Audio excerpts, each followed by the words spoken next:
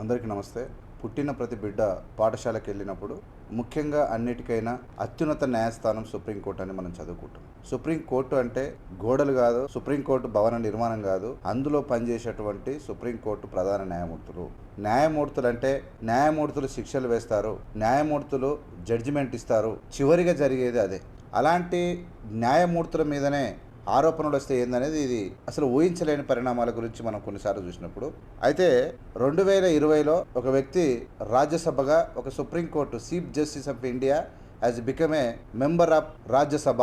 ఒక సుప్రీంకోర్టు ప్రధాన న్యాయమూర్తి ఒక ప్రభుత్వంతో రాజ్యసభ మెంబర్ అయ్యే అవకాశాలు ఎలా వస్తాయని మనకు ఆశ్చర్యం కలగవచ్చు. అంటే మనం కొన్ని పూర్వాపరాధాలు తెలుసుకుంటే సుప్రీంకోర్టు ప్రధాన 46వ సుప్రీంకోర్టు ప్రధాన న్యాయమూర్తిగా 2018-19 సంవత్సరానికి ఎన్నికైనటువంటి రంజన్ గగోయ్ అయినటువంటి సుప్రీంకోర్టు ప్రధాన న్యాయమూర్తి chief justice of India who was elected for 48th Chief Justice of India in the year 2018-19.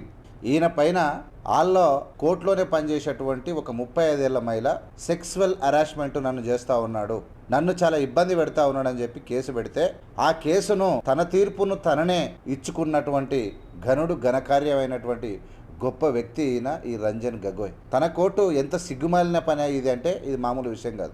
ఇది పక్కన పెడితే ఈయన అస్సాం మాజీ ముఖ్యమంత్రి కొడుకు. ఈయన 2001లో గుజరాత్గా జడ్జిగా అపాయింట్ అయ్యాడు. 2001 as a judge he was appointed as a judge in 2001 in Gujarat. He spent his time few years in Gujarat. అంటే 5-6 ఏళ్ళు అక్కడ ఉన్నాడు. అంటే గుజరాత్ అల్లాలు జరిగినప్పుడు కూడా జడ్జిగా మహానాయకుడు అక్కడనే ఉన్నాడు ఈయన గారు. అయితే ఈ 2000 గుజరాత్ నుండి 2019లో పంజాబ్కు చీఫ్ జస్టిస్గా చేసిండు, హర్యానా చీఫ్ జస్టిస్ కూడా ఈయన చేసిండు. ఆ మహిళ కేసు వేస్తే ఆ మహిళ అంతా ఉత్తదే, ఆరోపణలు ఫ్యాబ్రికేట్ అని ఆ మహిళ సెక్సువల్ హరాస్మెంట్ కేసు వేస్తే ఆ కేసును ఆయననే తీర్పించుకున్నటువంటి ఘనచరిత్ర ఈయనకుంది. ఆ మహిళను ఉద్యోగం నుంచి సస్పెండ్ చేసింది. అదొక్కటే కాదు, ఈ పాపాత్ములు చేసింది ఆ మహిళ భర్తను కూడా, ఢిల్లీ పోలీసు విభాగంలో ఉన్న మహిళ భర్తను, ఆ భర్త బామ్మార్దిని అంటే మహిళ తమ్మిని కూడా ఉద్యోగం నుంచి తీసేసినటువంటి పాపం పనిచేసిరు వీళ్ళు. ఆమె అంటే కేసు పెట్టింది, ఆ కేసు కట్టేయచ్చు, ఆమె ఉద్యోగం ఎందుకు పోతుంది, ఆమె కుటుంబ సభ్యులు ఎందుకు పోయిందంటే బీజేపీ యొక్క ఎట్లా అంటే నరేంద్ర మోడీ గారితో అంటగాగితే పరిస్థితులు ఎలా ఉంటాయి. ఒక చీఫ్ జస్టిస్ ఒక ఉద్యోగం చేసిన తర్వాత నీకు రాజ్యసభ ఏం అవసరం లేదు. మరి రాజ్యసభలన్నా ప్రజల కోసం ఏమన్నా పనిచేసిండా, ఈయన ఘనకార్యం ఏమన్నా ఉంది అంటే 6 ఏళ్ల కాలంలో ఒకే ఒక ప్రశ్న ఈయన అడిగింది, అది కూడా ఎస్ ఆర్ నో ఆన్సర్ చెప్పిండు. చెయ్యెత్తిండు, ఓటేసినట్టు ఎస్ ఆర్ నో క్వశ్చన్. అంటే తిన్నాడు పన్నాడు, జీతము తీసుకొని తిన్నాడు పడినటువంటి వ్యక్తి ఒక మహిళ మీద కేసు పెడితే చేసినటువంటి నీచమైన విధానం ఈ దేశంలో జరిగితే ఇది ప్రపంచ దేశాలకు తెలిస్తే తన చిగ్గుసెట్. ఈయన యొక్క గొప్పతనం మళ్ళీ ఇంకేమైనా చూస్తే ఈయన తీర్పులో ఏమేమి ఉన్నాయని నేను ఒకసారి చెక్ చేసిన. అయోధ్య ల్యాండ్ డిస్ప్యూట్ కేసు తీర్పు ఈయనదేనంట ఈ గనుడు. ఇంకా ఎట్లా చెప్పిండో ఇక చూడు. దాని తర్వాత ఈయన ఇచ్చిన తీర్పు శబరిమల టెంపుల్ తీర్పు కూడా ఈయననే ఇచ్చిండట. 3వ తీర్పు ఏంటంటే ఎలక్టోరల్ బాండ్స్ తీర్పు కూడా ఈయననే ఇచ్చిండు. ఇంకా అయిపోయింది. ఎలక్ట్రో బాండ్ అంటే ఏంటంటే బాగా ప్రజల సొమ్ము రేట్లు ధరలు పెంచి దోసుకున్నటువంటి దొంగ కంపెనీలు బాండ్ల రూపంలో ప్రభుత్వాలకు ఇయ్యొచ్చు అని చెప్పి తీర్పు చెప్పిన గనుడైన. ఇలాంటి వాళ్ళు ఇలా అలాంటి వ్యక్తి నరేంద్ర మోడీ కోటరీలో ఉన్నారు.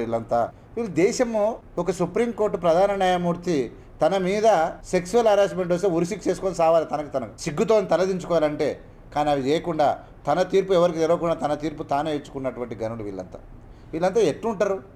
ఇంకా చాలామంది హైకోర్టు జడ్జీస్ చాలామంది బీజేపీలో పార్టీలో జాయిన్ అయిన పరిస్థితి. ఇలా ఉన్నప్పుడు ప్రజలకు ఎలా నమ్మకం ఉంటుంది కోర్టుల పైన? ఏం జరుగుతూ ఉంది? ఇలాంటివి ఇంతకు మొదలు నేను ఒకసారి చెప్పిన ఆదాని అంబానీలకు సంబంధించినటువంటి బొగ్గు కొనానికి సంబంధించినటువంటి బిల్లు ఒక తీర్పు వ్యతిరేకంగా ఇస్తే ఇమ్మీడియట్గా 2 గంటల్లో సస్పెండ్ కాదు 200 కిలోమీటర్లకు పంపించేళ్ళు. అంటే వీళ్ళ యొక్క అరాచకమైనటువంటి అంటే ఐఏఎస్లు కానీ ఐపీఎస్లు కానీ జడ్జినాలు కానీ చెప్పినట్టు వినకపోతే కథమే. మీరు పోస్ట్ నుంచి ఉసికాకు ఆ భయాందోళనకు గురి కాకుండా చెప్పినట్టు కాళ్ళబేరి కన్నరా, లేకుంటే నువ్వు కథమనగా ఉద్యోగం అన్నవో. ఈ 2 జరిగినట్టు కనబడతా ఉన్నది. మొత్తం మీద ప్రజలే తీర్పు చెప్పాలి, ఏది నిజం ఏది అబద్ధం. ఈ వాస్తవమైన పరిస్థితి చాలామందికి చేరాలి. This is our main responsibility. What is exactly going on in our country. We should spread, we should send what is the reality is going behind the system in the ruling of BJP government. The each and every educated should know. మనం చెప్పకపోతే అంధభక్తుల యొక్క అరాచకాల అబద్ధాలు ఒకటే ఏంటంటే దేవుడు, ఇంతే ఇక అందులో ఏమున్నా తెలియదు. ఎగ్జాక్ట్లీ మనకు వాస్తవం తెలవాలి. ఇది కంపల్సరీ. దీని మీద మీరు కామెంట్ చేయండి.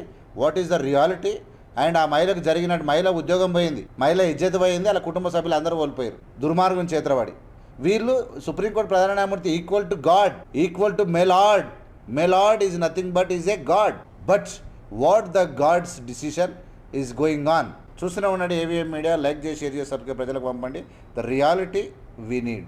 Thank you so much. జై భీమ్, జై భారత్.